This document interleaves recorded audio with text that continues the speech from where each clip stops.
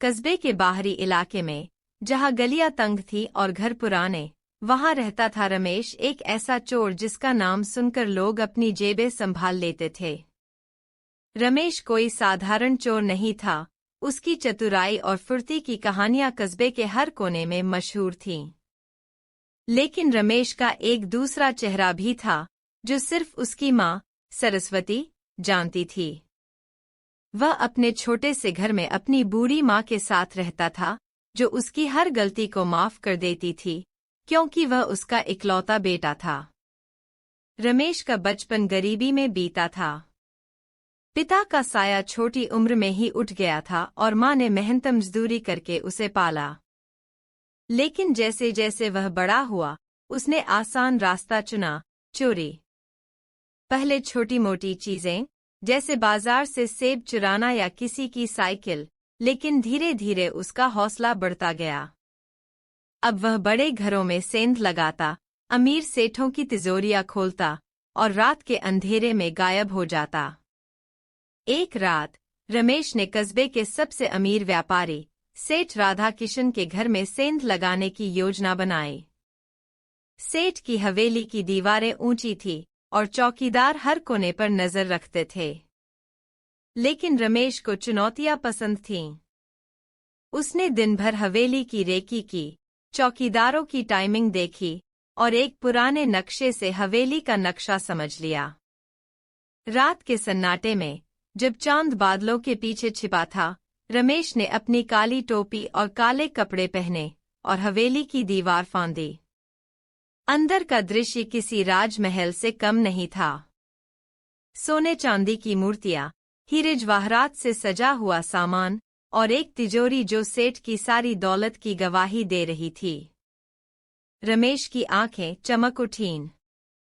उसने अपनी चतुराई से तिजोरी का ताला खोला और उसमें से सोने की सिक्कियां, हीरे की अंगूठियां और नोटों की गड्डियां अपने थैले में भर लीं। लेकिन जैसे ही वह बाहर निकलने को तैयार हुआ, उसे एक आवाज सुनाई दी।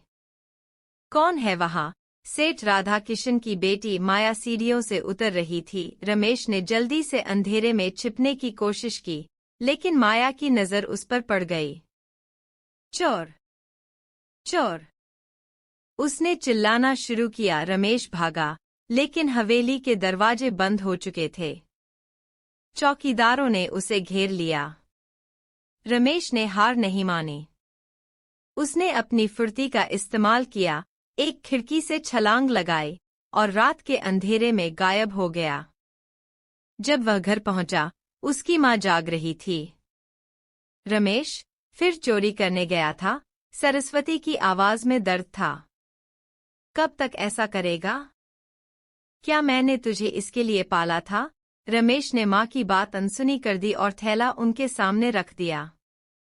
मां, देखो, अब हमें कभी गरीबी नहीं देखनी पड़ेगी। लेकिन सरस्वती ने थैले को छुआ तक नहीं। ये पैसे किसी का भविष्य चुरा कर लाए हैं। रमेश, ये सुख नहीं, दुख लाएंगे। रमेश को मां की बातें समझ नहीं आती थीं। वह सोचता था कि पैसा ही सब कुछ है। सेठ ने पुलिस से रमेश को पकड़ने को कहा। उस रात के बाद कस्बे में उसकी तलाश तेज हो गई। रमेश को अब दिन में घर से निकलना मुश्किल हो गया। वह रात को ही बाहर जाता और हर बार मां की आंखों में आंसू देखता। एक दिन रमेश ने सुना कि सेठ राधा किशन की बेटी माया बीमार है। वह उसी रात चुराए गए एक कीमती हार की वजह से सदमे में थी, जो उसकी मां का आखिरी निशानी थी। लेकिन रमेश वापस करने जाता तो भी पुलिस पकड़ लेती। उसने अपने पुराने मित्र अमित की मदद लेने की सोची। वह रात में उसके घर गया और अमित को पूरी बात बताई। अमित ने कहा कि उसका हार वापस करना है तो पहले उसके घर चलते हैं रात में। लेकिन रात होते होते बारिश शुरू हो गई और बिजली कड़कने लगी और अंधेरा भी हो गया था। जैसे ही अमित और रमेश बाहर निकले, सामने से पुलिस आता दिखाई दिया। जल्दी से रमेश पीछे भागा, लेकिन अमित वहीं रुका रहा। रमेश ने दूर से भागते हुए देखा कि अमित उससे कुछ बातें कर रहा है।